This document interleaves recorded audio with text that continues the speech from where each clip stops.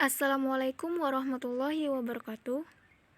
Terima kasih saya ucapkan kepada Bapak Dr. Yul Henry SPD MSI sebagai dosen pengampu mata kuliah pengantar kewirausahaan Universitas Negeri Padang yang telah memberikan saya kesempatan untuk dapat mempresentasikan bisnis plan ini dalam rangka pemenuhan tugas mata kuliah pengantar kewirausahaan. Perkenalkan, nama saya Agnes Novita dengan NIM 2003543, Fakultas FMIPA, jurusan Kimia.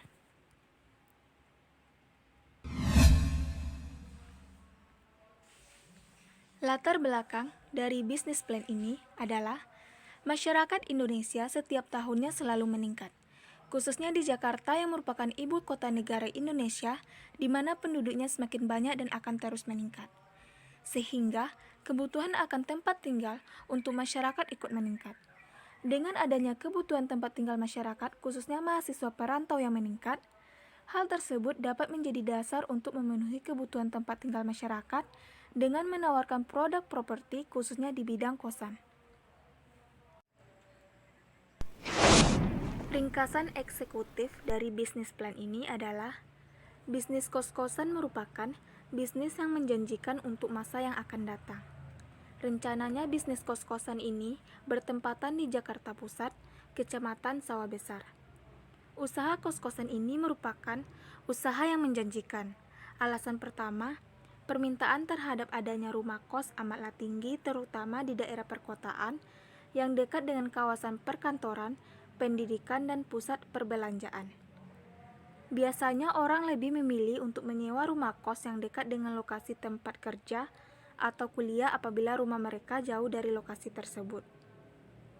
Alasan kedua, usaha rumah kos merupakan keuntungan modal atau capital gain yang dapat diperoleh dalam jangka panjang, yaitu lebih dari 5 tahun. Capital gain rumah kos rata-rata lebih tinggi bila dibandingkan dengan investasi tanah kosong atau rumah sewa.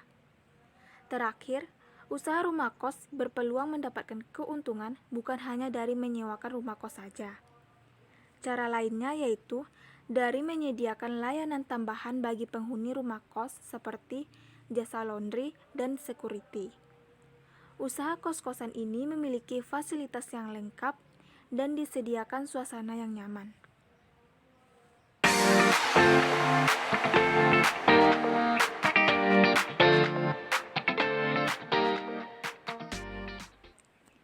Deskripsi usaha.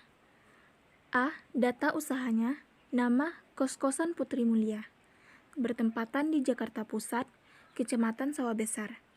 Dengan nomor HP 0822 2689 642.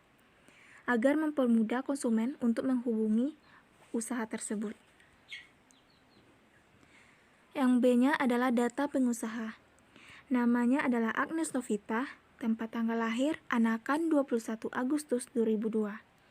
Dengan pendidikan S1 Arsitektur, nomor teleponnya 0823 33 25 4934. Modal usaha. Modal dasar usaha kosan ini sebesar 162 juta yang meliputi biaya pembelian tanah untuk 10 kamar kosan seharga 60 juta. Kemudian biaya pembangunan untuk 10 kamar kosan tersebut seharga 100 juta dan biaya promosi untuk usaha kos-kosan tersebut adalah 2 juta. Jadi estimasi total modal investasi yang dibutuhkan untuk membuka usaha sewa kamar kosan ini sebesar 162 juta.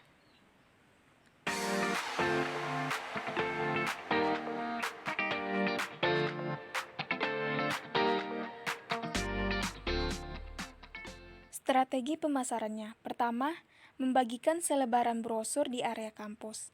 Kedua, manfaatkan sosial media menggunakan jasa endorse di akun Instagram kampus atau daerah. Ketiga, promosi dari anak kos yang ada dengan memberikan komisi apabila bisa membawa penyewa kos yang lain. Yang kedua, pasang banner atau petunjuk arah menuju kosan.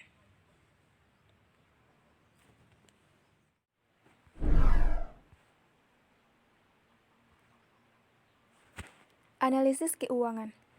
Terlihat pada tabel tersebut berupa rincian mengenai investasi awal, modal kerja, dan pendapatan dari bisnis plan ini. Yang pertama yaitu investasi awal. Untuk biaya investasi membuka usaha kamar kos-kosan meliputi A. Biaya pembelian tanah untuk 10 kamar kos-kosan seharga 60 juta. B. Biaya pembangunan untuk 10 kamar kos-kosan seharga 100 juta. C. Biaya promosi untuk usaha kos-kosan seharga 2 juta. Jadi, estimasi total modal investasi yang dibutuhkan untuk membuka usaha sewa kamar kos-kosan ini sebesar 162 juta.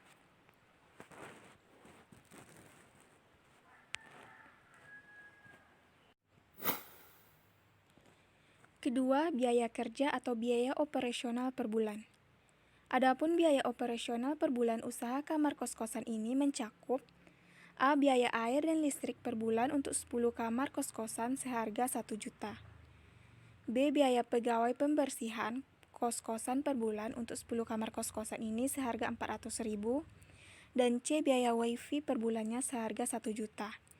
Jadi, estimasi biaya operasional per bulannya sebesar 2.400.000. 3. Biaya pendapatan atau biaya income. Apabila satu kamar kos-kosan disewakan dengan harga 1.500.000 per bulan, jadi biaya pemasukan untuk 10 kamar kos-kosan per bulan sebesar 1.500.000 dikali dengan 10. Jadi, seharga 15 juta.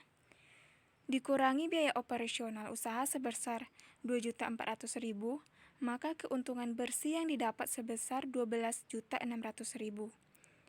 Melihat keuntungan bersih per bulan dari bisnis kamar kos-kosan, maka diperkirakan balik modal atau BEP dalam waktu kurang lebih 1 tahun.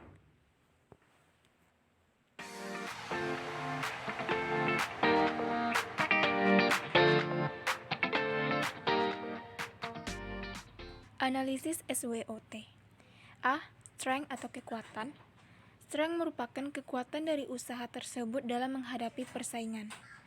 Kekuatan dalam usaha kosan ini yaitu pertama, lokasi kosan yang strategis, kedua, mempunyai fasilitas yang lengkap, ketiga, adanya jasa keamanan untuk menjaga agar tidak terjadinya hal yang tidak diinginkan, keempat, ibu kosnya yang ramah.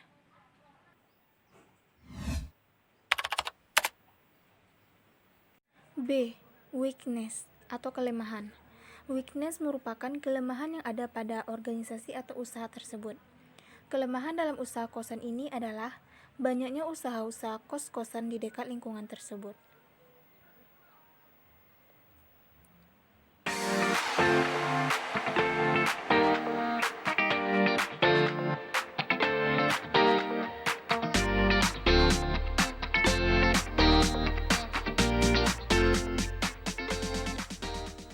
C. Opportunity, kesempatan atau peluang. Opportunity merupakan usaha atau peluang dalam usaha tersebut. Memiliki peluang yaitu, pertama, membuka peluang kerja untuk security dan jasa laundry. Kedua, usaha kosan ini berlokasi di rumah atau tempat usaha kecil seperti warung dan rumah makan, sehingga membuka peluang usaha untuk warung tersebut.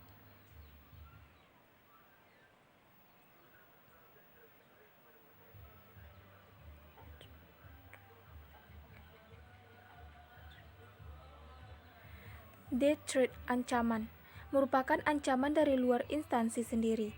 Ancaman yang dapat mengakibatkan kerugian instansi tersebut. Ancaman dalam usaha kosan ini yaitu 1. Kebakaran karena ulah dari penempat kosan yang lalai. 2. Penempat kosan yang lari dari tanggung jawab pembayaran kosan. Ketiga, risiko terjadinya pencurian terhadap barang kosan.